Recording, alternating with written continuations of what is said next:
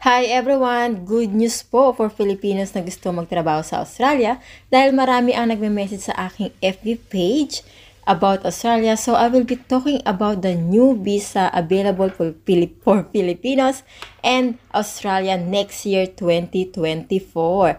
But today is may pasok ako at dahil maganda ang weather at spring na sa Australia. So magpipiknik kami ng friend ko si Diana. Magdadala tayo ng fruits at dadaan na lang ako para bumili ng pizza after work ko. May pasok pala ako ngayon pero dahil maaga naman kami natatapos, kaya magpipiknik kami sa Botanic Garden.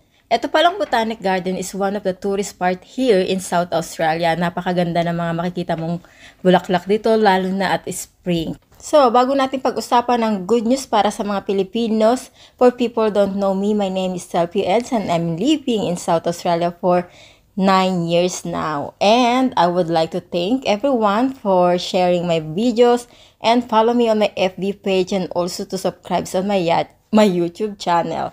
Maraming salamat po. So, the good news for our kababayang Filipinos and also for Australian, pwede na po maghanap ng trabaho sa Australia while on holiday visa. So, habang ikaw is nagbabakasyon dito sa Australia or sa Philippines, pwede tayong maghanap ng trabaho. Uulitin ko po, for Philippines and Australia, agree on visa allowing Filipinos and Australian to seek employment while on vacation in a host country. The deal is signed during official visit of our Australian Prime Minister Anthony Albanese to President Marcos Jr. on Friday, September 8, 2023. Both Manila and Canberra will issue multiple entry visa allowing citizens to work during the stay and not more than 1 year. So, ayun po guys. At syempre, ano ba ang mga qualification for Filipinos and Australian for multiple entry visa? Una, dapat 18 to 31 years old ka. Pangalawa, graduate of tertiary education or at least finish 2 years or undergrad or post-secondary education. For more info, i-visit nyo lang ang amy.gov.au. Nakakatuwa na nabibigyan ng chance ang kapwa natin mga Pilipino na maghanap ng trabaho while on holiday visa dito sa Australia. Dito sa Australia, syempre mataas din ang aming cost of living, pero tayo mga Pinoy is matiisin at madiskarte sa buhay. Mataas man ang aming cost of living dito sa Australia, very high quality of life naman. Best education system, strong economy, healthcare, at multicultural and safe environment. At syempre, natural scenic beauty. Marami dito magaganda mga places na mapupuntahan. At napansin ko din dito, kahit saang sabab ka nakatira, napakadami mga park. At syempre, isa ang Adelaide, Australia sa top 10 most livable cities in the world. At hindi lang ang Adelaide, kasama din ang Sydney, Melbourne, and Perth. Maraming iba't ibang visa ang pwede applyan para makapagtrabaho din dito sa Australia.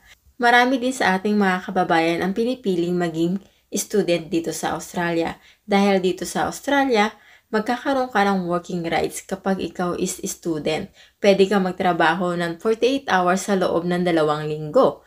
Pero hindi naman kailangan na mag-aral ka para makapunta dito. Dahil ito daw ang pinakamurang paraan para makapunta sa Australia, ang mag-aral, ang student visa.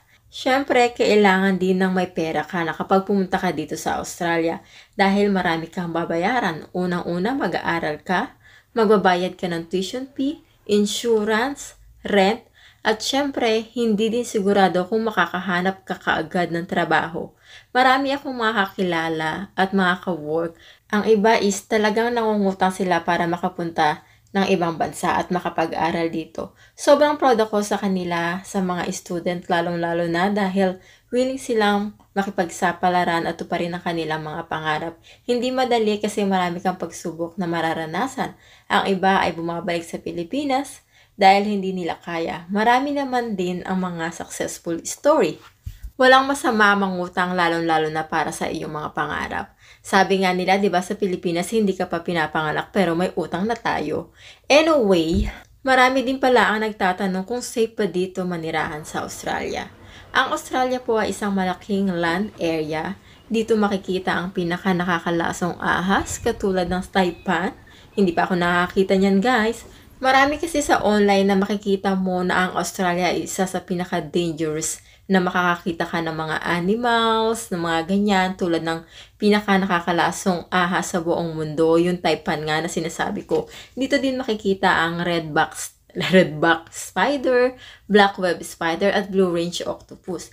Pero, isa lang ang masasabi ko, ligtas naman manirahan dito, lalo na kung nasa city ka nakatira. Sa 9 years ko dito guys, wala pa akong nakikitang mga dangerous animals na sinasabi nila. Isang beses nakakita ako dito ng ahas pero hindi naman siya nang and hindi siya yung taipan.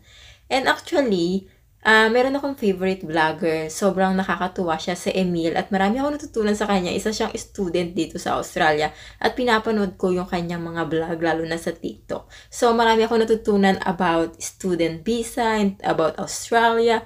Natuwa ako sa sinabi niya. Ang sabi niya, ang mahalaga wala sa Australia ang malalaking buhaya dahil nasa Pilipinas. O diba? Ayun ang mas nakakatakot. Kaya daw maraming umaalis na mga kababayan natin para pumunta sa ibang bansa. Gusto ko lang din po sabihin na wag niyo po akong awayin dahil marami ang nakaka-misunderstand ng aking vlog. Lalong-lalo na kapag pinabanggit ko ang Australia and Philippines. Don't think in a wrong way, be matured and be open-minded po. At ito po is real talk lang. Balik po tayo sa pagiging international student dito sa Australia. Ang pagkakaalam ko din po dati is, akala ko talaga mayayaman ang mga international student dito.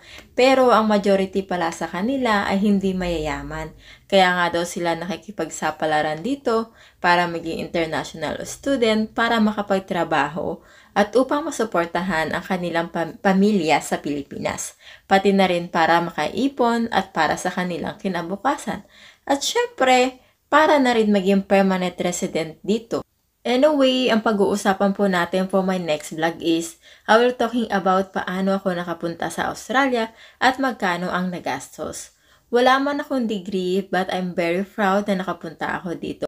Ano pa man ang natapos mo o wala kang natapos, walang imposible para makapunta ka sa ibang bansa. Madami ding mga international student ang nakapagtapos ng may degree sa Pilipinas at yung iba nga is mga doctor pa pero nung dumating dito sa Australia, pinasok nila kahit anong trabaho para lang makarating dito sa Australia.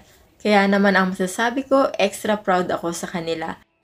Anyway, I am very grateful to live here in this beautiful country, Australia. Hope you enjoy my vlog. And again, thank you for watching and sharing my vlog. Hope to see you on my next vlog. And please don't forget to subscribe on my YouTube channel and check my channel sa mga hindi pa po nakakalam. I have YouTube channel and also check my FB page. Don't forget to follow me there and hope to see you on my next one. Thank you everyone.